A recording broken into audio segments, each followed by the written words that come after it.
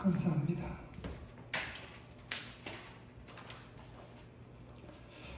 우리가 이 예배를 드릴 때마다 설교를 듣고 있지만 여러분들이 설교 시간을 예배의 한 순서로만 생각지 마시기 바랍니다. 제가 기도하는 중에 하나님께서 주시는 말씀, 그리고 하나님이 하시고자 하는 말씀을 전하는 시간이 바로 이 시간이기 때문에 여러분들은 언제나 이 시간이 임할 때마다 하나님 오늘 나에게 무슨 말씀을 주시렵니까? 이런 기대감이 반드시 있어야 됩니다. 그저 늘 듣는 설교 이렇게 끝나면 안 된다. 하나님이 제 마음을 강하게 때린 그 말씀이 바로 이런 내용입니다. 그래서 하나님께서 오늘 주시고자 하는 그 말씀을 우리 모두가 아멘으로 화답하고 또 그 말씀을 중심으로 우리가 위로도 받고 또 힘과 용기도 얻을 수 있는 것이 아닌가. 그래서 늘 주의 말씀에 대한 기대감이 있기를 주의 이름으로 축원합니다. 오늘 우리가 보았던 이 빌립보서는 성경학자들이 기쁨의 서신 또는 환희의 서신이라고 말하고 있습니다. 그 이유가 뭐냐? 이 빌립보서는 전체가 넉 장밖에 되지 않습니다.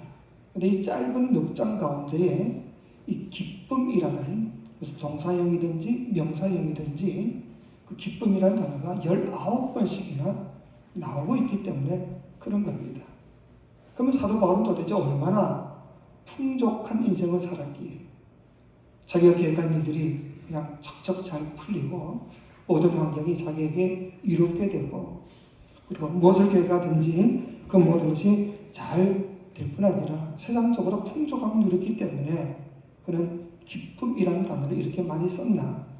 그게 아니라는 것은 우리가 성경을 보신 분들은 다 잘 알 겁니다. 사도 바울이 사실 정말 죽는 그 순간까지 얼마나 많은 고난과 어려움이 있었습니까? 정말 뜻하지 않는 아픔으로 감옥에 갇히기도 하고 죽을 뻔한 위기도 여러 번 있었고 말도 못할 고생을 했다는 걸 우리가 잘 알 겁니다.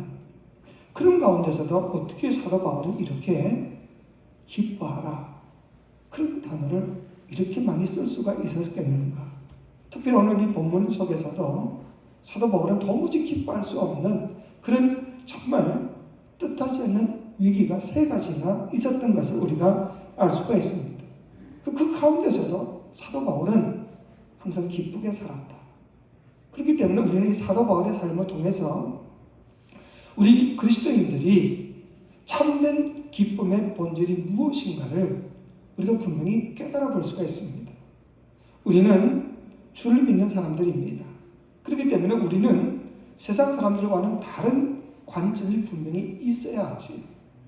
믿지 않는 사람은 세상이 전부인 줄 알고 그것에 취해서 자기의 모든 것을 바쳐 그렇게 헛되이 살고 있지만 우리는 그게 아니지 않습니까?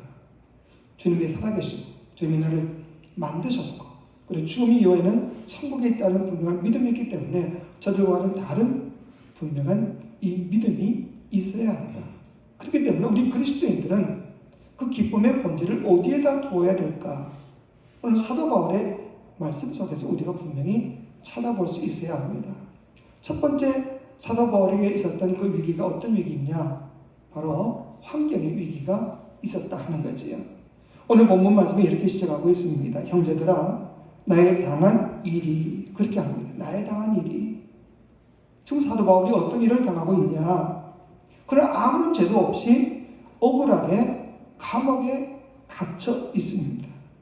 로마 감옥에 갇혀 있습니다.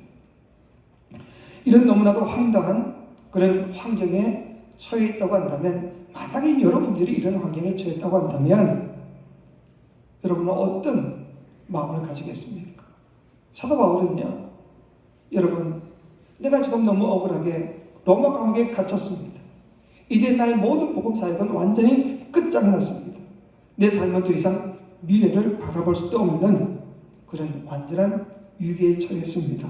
그렇게 말하고 있지 않습니다.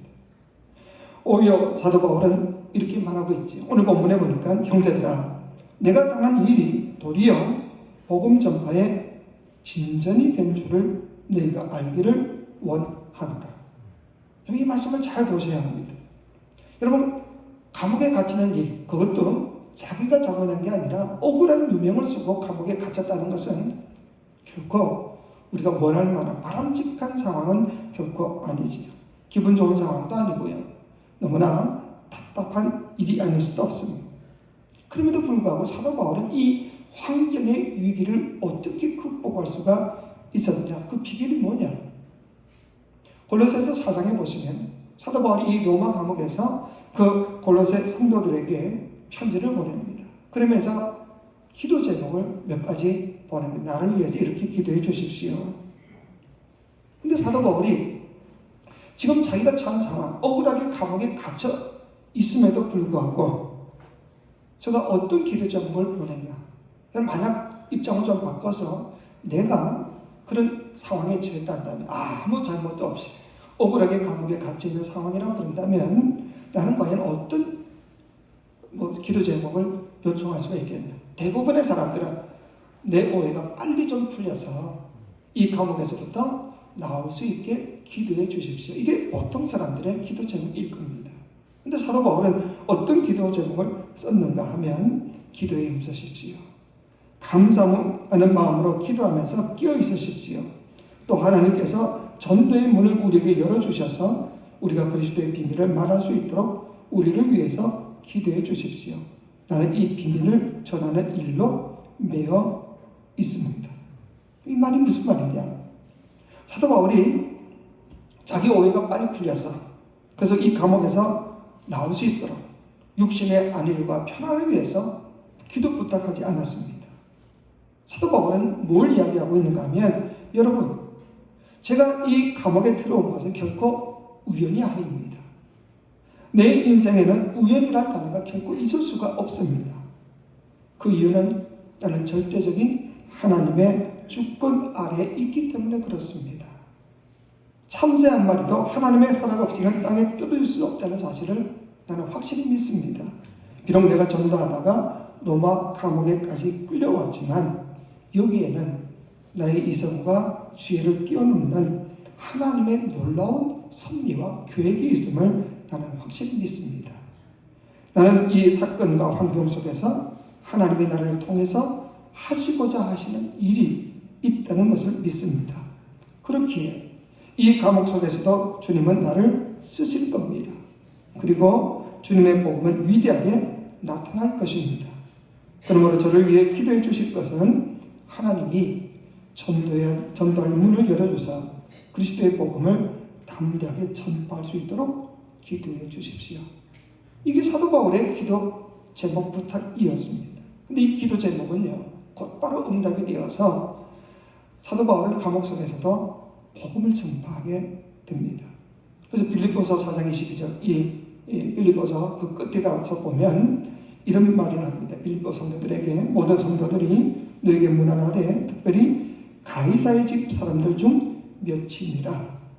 즉 이 빌립보서를 쓸 당시에 이미 로마 황실, 그 가이사 황제가 같이 있었던 그 황실의 여러 가족들 가운데 아마 예수 믿는 사람들이 있었던 것 같습니다. 그러니 그 가이사 왕실 가운데 있는 몇 사람에게 안부를 전해라. 그 말은 이미 그들이 그리스도의 복음을 받아들여서 예수를 믿는 사람이 되었다는 것을 알 수가 있습니다. 그런데 사도 바울이 감옥에 갇힌 것은 결코 우연이 아니더라 그 말이지. 일찍이 사도 바울은요 로마에 가서 복음을 전파하고 싶었습니다. 그래서 여러분 그런 이야기를 하지요. 여러분 저를 위해서 기도해 주십시오. 제가 세계의 수도인 로마에 가서 복음을 전파하고 싶습니다. 여러분을 만나고 싶습니다. 저를 통해서 하나님께서 여러분에게 신령한 은사를 나누어주는 그런 놀라운 광경을 항상 보고 싶습니다. 그래서 예수 그리스도의 복음의 불빛이 전 세계로 퍼져나가는 것을 저는 간절히 갈망하고 있습니다.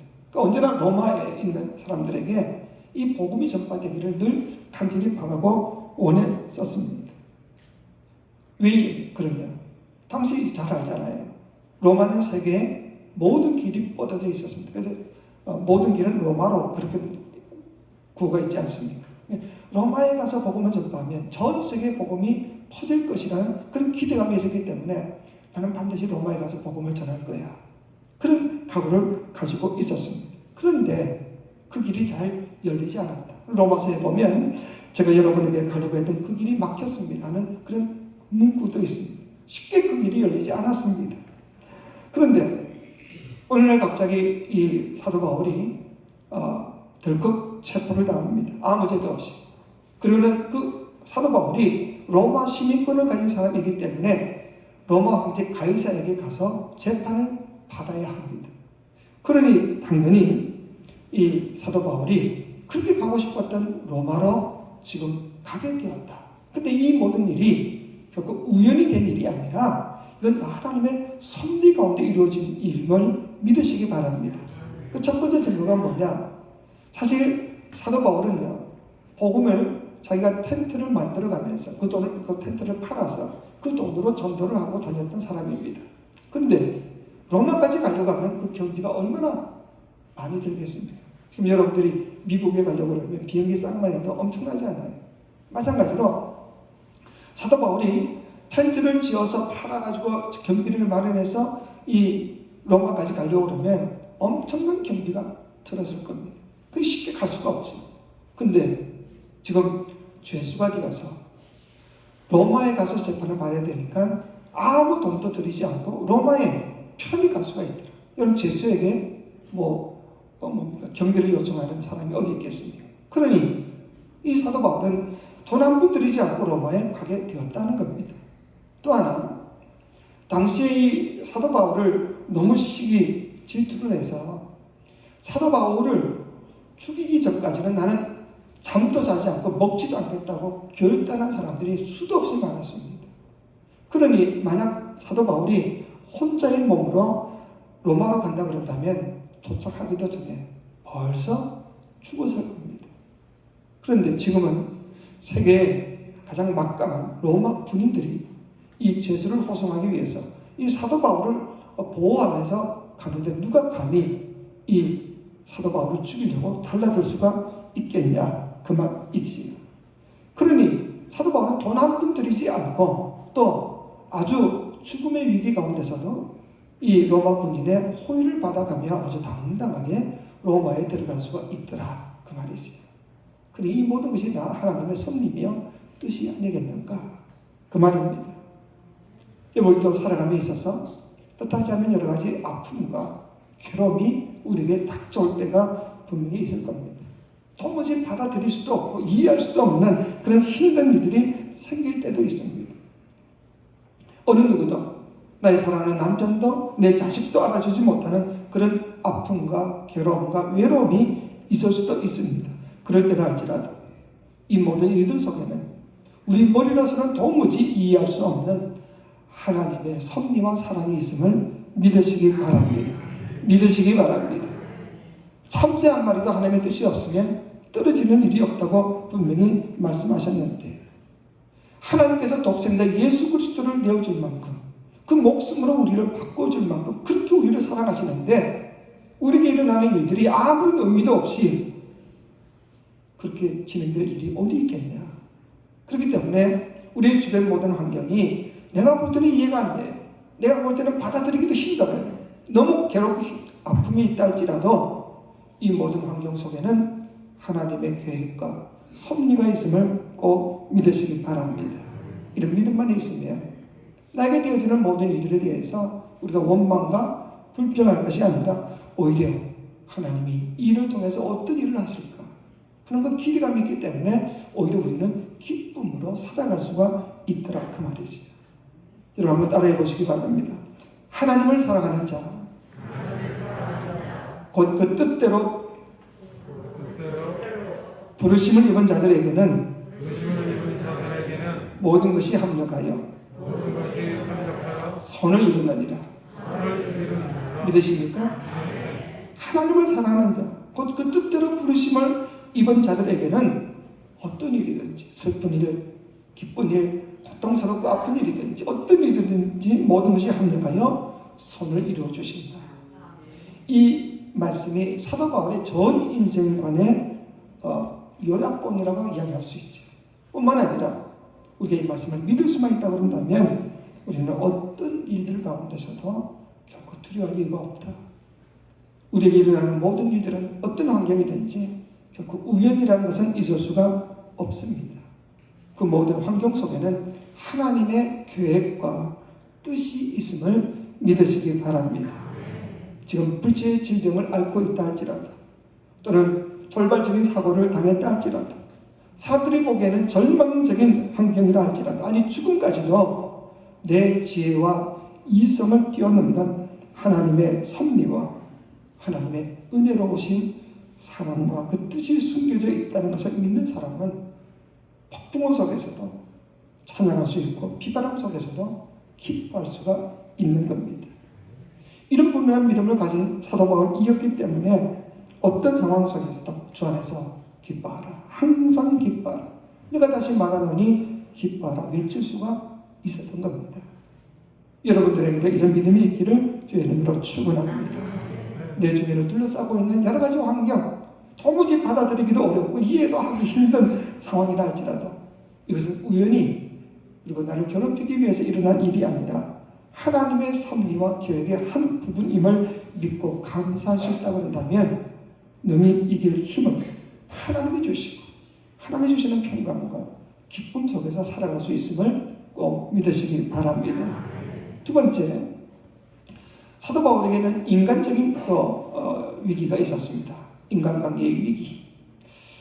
여러분, 우리가 살아가면서 환경이 주는 그런 아픔과 인간관계에 있어서 주어지는 그런 아픔 가운데 어느 것이 더 견디기가 힘들다고 생각하십니까?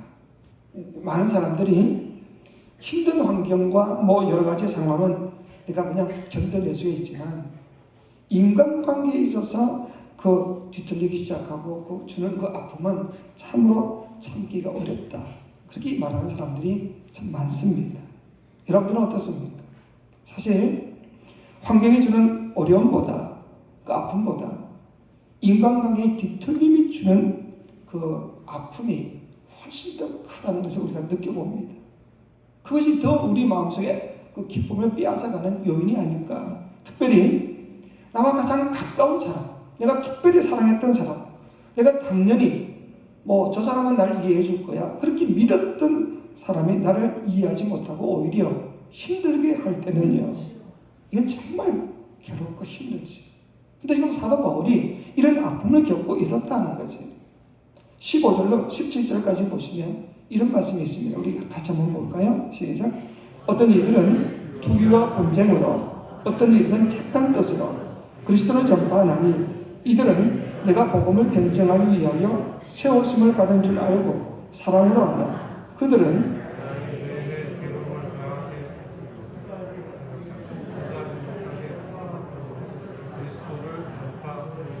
아멘. 자, 여기 초록색으로 이들은 그랬고 파란색 그들은 그랬습니다. 이들은 누구며? 그들은 누군가?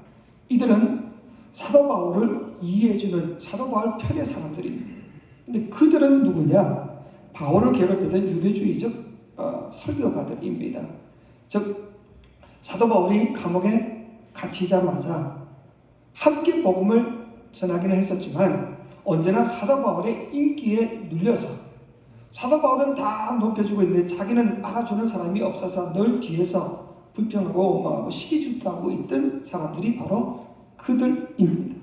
그러니 사도 바울이 감옥에 갇히니까 더 이상 이제 사도 바울은 없어졌으니까 나머지는 자기들 이름을 마음껏 높일 수 있다고, 자기들이 인정받을 수 있다고 크게 기뻐하고, 그래서 오히려 사도 바울이 감옥에 잘 갇혔다고, 그가 잘못이 있으니 갇혔지 이유도 없이 감옥에 갇혔냐고 그렇게 모함하던 사람들이 바로 그들입니다. 근데 이 소식이 옥중에 있는 바울에게까지 들린 겁니다. 그럼 그때 바울의 심정이 과연 어떠했겠습니까? 예수 믿지 않는 사람들, 불신자들이 나를 욕하는 것이야 얼마든지 그럴 수야 있지. 그런 것은 얼마든지 견딜 수 있는데 나와 함께 복음을 증거하고 있던 그 과거의 동지들이 나를 모함하고 나에게 치부됐고 나를 욕하는 이 사실, 내가 어떻게 견딜 수가 있겠냐. 그 바울의 괴로움과 외로움을 아마 여러분 느낄 수가 있겠습니까? 찢어지는 아픔이 있었을 겁니다. 그럼에도 불구하고 사도 바울은요 오히려 기뻐했다는 겁니다. 오히려 기뻐했다. 아니 어떻게 그럴 수가 있냐.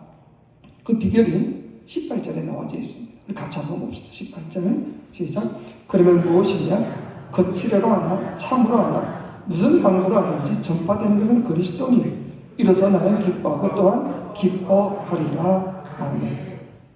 사도 바울이 지금 뭘 이야기하고 있는가 하면 내가 감옥에 들어와서 더 이상 이제 자유롭게 복음을 전파할 수 없게 된 이런 상황 속에서 저 사람들이 비록 나를 모함하고 욕을 할 만한 저들이 나에게 침을 뱉고 그리고 내 가슴에 비수를 꽂는 일이 있다 할지라도 저들이 복음만 전할 수 있다 그런다면 내가 기뻐할 일이 아닌가. 왜? 나는 복음을 위해서 내 목숨을 바친 사람인데 내가 지금 자유롭게 복음을 전파하지 못하는 이런 상황 속에서 저들이라도 그리스도를 전가하고 복음을 전파할 수 있기 때문에 따지고 보면 내가 해야 될 일을 대신해 주는 사람이기 때문에 오히려 나는 기뻐하고 기뻐하겠노라. 이게 사도 바울의 마음이었다 하는 겁니다. 사도 바울은 바로 그래서 예수 그리스도의 심장을 가진 사람이 아닌가. 우리 주님이 이 땅에 복음을 전파하시기 위해서 하늘보다 버리시고 이 땅에 인간의 몸을 입고 오셨습니다. 그리고 그 복음을 전파하기 위해서 자신을 십자가에 내어 죽이시기까지 하셨습니다. 그 이유가 다 뭐냐? 복음을 전파하기 위해서가 아니냐. 근데 그 예수 그리스도의 심장을 마음을 가지고 보니까 그저 내가 욕을 먹더라도 내가 십자가에 달려 침 뱉는 일이 당한다 할지라도 죽는 일이 있다 할지라도 복음만 전해준다면 나는 이것을 기뻐해야지. 바로 이게 사도 바울의 마음이었다 하는 겁니다. 그럼 사실 사도 바울만 이런 인간관계의 아픔이 있었겠습니까? 이 변절을 받고 있는 이 빌립보 교인들 역시 똑같은 인간관계에 여러 가지 뒤틀림과 아픔이 있었습니다. 그래서 빌립보서 2장 1절로 2절에 보니까 이런 말씀이 있지요. 그러므로 그리스도 안에 무슨 권면이나 사랑의 무슨 위로나 성령의 무슨 교제나 긍휼이나 자비가 있거든 마음을 같이하여 같은 사랑을 가지고 뜻을 합하여 한 마음을 품으라. 여러분 왜 사도 바울이 이런 이야기를 했겠습니까? 전부 다 한 마음을 먹고 다 같이 사이좋게 잘 지내고 있으면 이런 이야기 할 이유가 없지요. 근데 가만히 보니까 서로 마음이 갈려지고 서로 하나 되지 못하고 문제가 생기고 있기 때문에 갈등이 있기 때문에 그래서 제발 좀 부탁하니 너희들 마음을 같이 하고 하나가 좀 되어야 돼. 그 이야기를 한 겁니다. 근데 여기서 말하는 그 마음이라는 것이 어떤 마음이냐? 바로 그리스도의 마음, 그리스도의 심장을 이야기하고 있습니다. 사도 바울이 뭘 이야기하고 있는가 하면 빌립보 성도들이요. 왜 당신들 가운데 인간적인 갈등이 있습니까? 소위 그리스도인이라고 하면서도 왜 서로 갈등하고 고민하고 괴로움 가운데 있습니까? 그 이유가 도대체 뭡니까? 그건 바로 당신들의 자존심 때문이 아닙니까? 당신들이 높으면 얼마나 높고 당신들이 알면 얼마나 많이 알며 당신들이 경험했으면 얼마나 많이 경험했겠습니까? 주님은 우주 만물을 창조하신 그 주님은 우리를 위하여 자신을 버리고 이 땅에 인간으로 오셨습니다. 그 얘기를 지금 하고 있습니다. 그 예수 그리스도의 마음만 가지면 갈등할 게 뭐가 있냐 이 말이지. 성도들 사이에 수많은 갈등과 그런 어려움이 있고 서로의 마음을 헤아리지 못하고 벽을 쌓고 참된 교제가 일어나지 못한 그 이유가 다 뭐냐? 여러 가지 이유가 있겠지만 가장 큰 이유는 바로 자기 자존심 때문이더라 하는 겁니다. 주님은 우주 만물을 창조하신 창조주이셨지만 피조물인 인간의 몸을 입고 이 땅에 종으로 오셔서 우리의 발까지 씻겨주시고 결국은 십자가에 달려 죽기까지 하셨습니다. 그 주님을 따른다 하면서도 우리들은 교회에서 너무 자기 자존심을 내세우고 있는 것은 아닌가. 하지만 여러분 나만 잘났습니까? 상대방도 분명히 자존심이 있을 겁니다. 지렁이도 밟으면 꿈틀거린다 그러지 않습니까? 그러니 밤낮 서로 부딪히고 인간관계에서 어려움을 겪는 것이 과연 무엇 때문인가를 깊이 살펴보자. 그렇기 때문에 신앙생활에 있어서 참된 기쁨을 맛보고자 하시는 분들은 먼저 자신의 자존심을 내려놓아야 된다. 사실 우리가 예수를 따르기로 작정할 때 내 자신은 죽었습니다는 뜻으로 세례를 받지 않습니까? 물속에서 나를 죽고 너희들이 너 자신을 버리고 십자가에 못 박아 버리지 않고는 결코 나를 따라올 수 없다고 주께서 말씀하셨기에 내 자존심 내 모든 것을 다 내버리고 주를 따르겠노라고 각오한 우리들이 아니었는가 그 말이 있어요. 그런 첫 믿음을 다시 한번 회복하셔서 주님처럼 낮아지고 주님처럼 겸손히 여기고 주님처럼 남을 나보다 낮게 여길 줄 알게 될 때만이 우리 주님이 주시는 참된 기쁨과 평안을 맛볼 수 있음을 믿으시기 바랍니다. 그래서 주님이 주시는 마음, 주님의 마음을 우리가 가져보자. 그리고 마지막 세 번째로 사도 바울은 죽음의 위기, 죽음에 대한 불안의 위기를 가지고 있었습니다. 여러분, 바울도 인간이기 때문에 왜 죽음이 두렵지 않았겠습니까? 로마에 가서 재판받으면 죽을 거란 사실도 분명히 알고 있었습니다. 그래서 오늘 보면 1장 20절에 바울이 이런 이야기를 하지요. 나의 간절한 기대와 소망을 따라 아무 일이든지 부끄러워하지 아니하고 지금도 전과 같이 온전히 담대하여 살든지 죽든지 내 몸에서 그리스도가 존귀하게 되려 하나니. 23절에서 우리 23절 같이 한번 봅시다. 시작. 내가 그 둘 사이에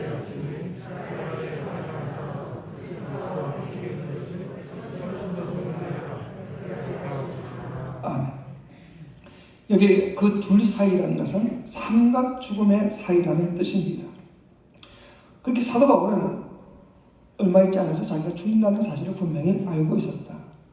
그런데 그가 내가 그리스도와 함께 있는 것이 훨씬 더 좋은 일이라 지금 그렇게 분명히 이야기하고 있죠. 이 말은 그리스도와 함께 있다는 것은 곧 자기가 죽는 것이 자기에게는 훨씬 더 좋은 일이다. 이 이야기를 지금 하고 있습니다. 그런데 여기서 끝나지 않고 24절에 보니까 내가 육신으로 있는 것이 너희를 위하여 더 유익하리라 했는데 그 이유가 뭐냐? 22절에 그러나 만일 육신으로 사는 이것이 내 일의 열매일진데 그렇게 말하고 있습니다. 그러니까 이 종합적으로 이야기하는 사도 바울이 지금 무슨 이야기를 하고 있는가 하면 내가 사실 지금 주님 앞에 부름을 받으면 이게 훨씬 더 좋은 일이다. 하지만 내가 육신으로 있는 동안 주님을 섬기며 사람들에게 복음을 전함으로 아름다운 열매를 맺으며 살아가는 그것이 사실은 내 삶의 기쁨입니다. 지금 그 이야기를 하고 있습니다. 사도 바울이 왔다 갔다 하느냐? 사실 그렇지는 않습니다.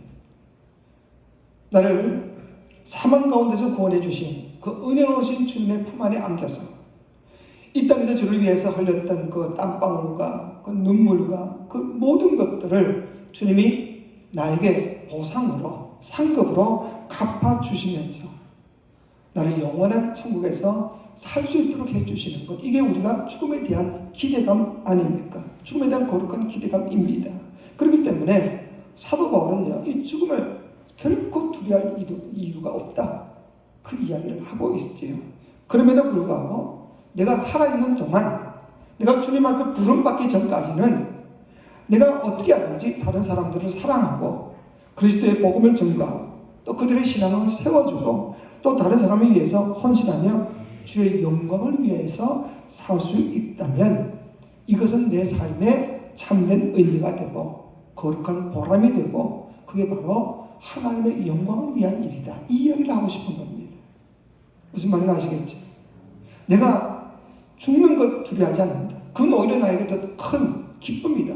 그러나 내가 살아있는 동안은 그동안만큼만은 내가 복음을 전하고 주의 영광을 위해서 더 열심히 살아가야지. 그 이야기를 하는 거지. 그러니까 사도 바울은요, 삶도 환영할 수 있고 죽음도 환영할 수 있기 때문에 사느냐 죽느냐 이것은 전혀 문제가 되지 않았다. 이 이야기입니다. 오직 하나, 살든지 죽든지 내 몸에서 그리스도가 존귀하게 되는 것, 주님이 영광 받으시는 것, 그것만 위한다면 나는 지금 죽어도 또 내가 살아서 무엇을 하든지 하등의 문제가 없다. 이게 바로 자신의 삶의 목표다. 이 이야기를 하고 있는 겁니다. 아이들을 남겨두고 죽음 앞에서 씨름하고 있는 한 위암 환자에게 목사님이 신방을 갔습니다. 무슨 말을 하겠습니까? 무슨 말을 하겠습니까? 지난번에 제가 3년 전에도 제가 휴가를 갔다 올 때마다 무슨 자꾸 이야기가 되는지 그때도 올라오는 길에 전화가 와서 받아보니까 그 부산에 있던 그 여러분 아시죠? 그 권사님 한 분이 황토방에 있다가 내려갔는데 목사님 제가 이제 더 이상 살 가망이 없다 그럽니다. 한 번만 좀 봤으면 좋겠습니다. 그래서 또 가다가 다시 내려갔지요. 내려가서 그 얼굴 보고 그리고 한 2달 만에 돌아가셨지요. 그 권사님도 역시 마찬가지입니다. 삶과 죽음은 전혀 관계가 없다. 그 이야기를 한 적이 있습니다. 이번에도 또 올라오는데 올라올 때도 전화가 와서 이번 또 화요일 날 이제 호스피스 병동에 있는 주거대 나와 있는 최영환 집사님이 이제 마지막을 두고 한번 좀 뵙고 싶다 그래서 또 화요일 날 또 가기로 했는데 이분들이 공통적으로 가지고 있는 것은 바로 그겁니다. 죽을 준비는 다 되어 있다. 그래도 이 여성도 역시 마찬가지입니다. 목사님, 제 병이 낫기 위해서 기도할 필요는 없습니다. 저는 이미 죽을 준비가 다 되어 있으니까요. 주님은 이 죽음 앞에서도 여전히 존귀하신 분이시고 또 아름다운 분이시라는 것을 사람들 앞에 증거할 수 있도록 기도해 주십시오. 그래서 제가 부끄럼 없이 주님 앞에 설 수 있도록 그렇게 좀 기도해 주십시오. 그렇게 부탁을 했다고 합니다. 여러분, 우리가 영원히 살 사람이 어디 있겠습니까? 제가 이번에 가서도 똑같은 이야기를 한 겁니다. 영원히 살 사람 아무도 없습니다. 언젠가는 주님 앞에 우리는 부름을 받게 될 텐데 그 시간이 내가 생각한 것보다 조금 더 많을 수도 있고 이만하면 됐다는 그런 사람은 없겠지만은 그런 저런 마음이 있겠지만은 중요한 것은 주님을 분명히 살아계시고 나를 맞이할 준비를 주님이 이미 다 하고 계시기 때문에 내가 기쁨으로 갈 수 있도록 그리고 이 죽음을 통해서 주변 사람들에게 정말 주님은 살아계시구나. 내 죽음을 통해서 증거할 수 있다고 그런다면 이보다 더 귀한 일이 어디 있겠냐 그 말이 있어요. 그래서 이 여성도 바로 이런 기도를 부탁했습니다. 내 죽음을 통해서 주님이 여전히 존귀하신 분이시고 아름다운 분이심을 증거할 수 있도록 기도해 주십시오. 여러분, 이게 바로 신앙임을 믿으시기 바랍니다. 이런 신앙이 있기 때문에 사나 죽으나 우리는 그저 오롯이 다 주께 영광 되기만을 바라는 그런 삶을 살 수가 있지 않느냐 그 말이지요. 우리의 삶의 본질이라는 것은 내 기쁨의 본질이라는 것은요 오직 주님을 영원하게 하는 것밖에 없음을 믿으시기 바랍니다. 여러분, 이 땅에서 어떤 권력을 가졌든지 어떤 재산을 많이 쌓아놨든지 어떤 자녀들의 형통함이 있었든지 하나님이 그걸 가지고 우리를 판단치 않으실 겁니다. 마지막 날 주님 앞에 설 때 주님은 내가 나를 위해서 어떻게 했냐 그것밖에 묻지 않을 겁니다. 내 삶 자체가 비록 그냥 평생 동안 땅만 파며 별거 하는 건 없다 할지라도 내 삶이 주님께 영광된 삶이 되어서 주변 사람들이 예수 믿는 사람은 저래야 돼 그 말 한마디만 들었다 할지라도 세계 어느 목사 어느 누구보다도 훨씬 더 하나님 앞에 당당하게 설 수 있음을 믿으시기 바랍니다. 오늘 유명한 백작이 자기 집안의 좋은 환경 그 많은 재산 그거 다 버리고 그걸 다 팔아서 가난한 사람에게 다 나눠줍니다. 그리고는 자신은 그냥 맨발로 복음을 전도하기 시작합니다. 주변 사람들이 황당해하죠. 아니 당신의 야망은 도대체 뭡니까? 그들이 그 사람이 하는 소리가 내 야망은 오직 그리스도 한 분밖에 없습니다. 그 사람이 바로 진쟁돌프 백작이라는 사람입니다. 자기 명예, 권리, 재산 다 포기하고 주님을 위해서 마지막을 보냈다. 여러분, 이 사람이 과연 어리석은 삶을 살았다고 말할 수가 있겠습니까? 여러분들의 남은 생에 어떻게 사시겠습니까? 어떠한 환경과 인간관계의 어려움과 주님의 위기 속에서도 주님을 향한 온전한 믿음을 가지고 주의 영광만을 위해서 산다 그런다면 남들이 알 수 없는 참된 평강과 기쁨을 맛볼 수가 있을 겁니다. 이런 기쁨을 누리며 살아가는 저와 여러분 되시기를 주의 이름으로 축원합니다. 살아계신 아버지 하나님, 때때로 뜻하지 않는 아픔이 있고 고통이 있고 또는 여러 가지 사람들과의 갈등이 있다 할지라도, 아니 죽음의 위기가 내 앞에 있다 할지라도 우리의 모든 삶 자체가 주께 영광되기만을 바랍니다. 그 일을 위하여 이제 남은 생에 더 열심히 살고자 하오니 주님 우리를 도우시고 주관하시고 인도하셔서 주님 홀로 영광 거두어 주옵소서. 예수님의 이름으로 기도합니다. 아멘.